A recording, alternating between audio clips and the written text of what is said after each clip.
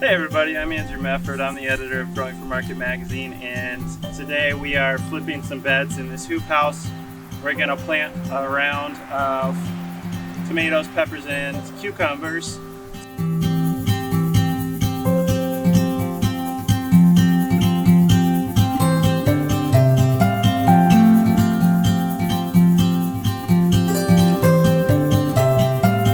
So, along with transitioning the farm to no-till, we found we can get away with very little bed prep, especially in the hoop houses. In fact, all I did with these beds is to broad fork them, and that was mostly to get some grass out, loosen the soil to get some grass out that was encroaching from the ends of the hoop house. And then we're going to spread out compost and just smooth it out a little bit and transplant into it. So we've been having really good luck with this, and we've just been asking ourselves, what can we not do that we've done in the past? And so we got rid of all the rototilling and everything, and basically just put compost down and plant into it.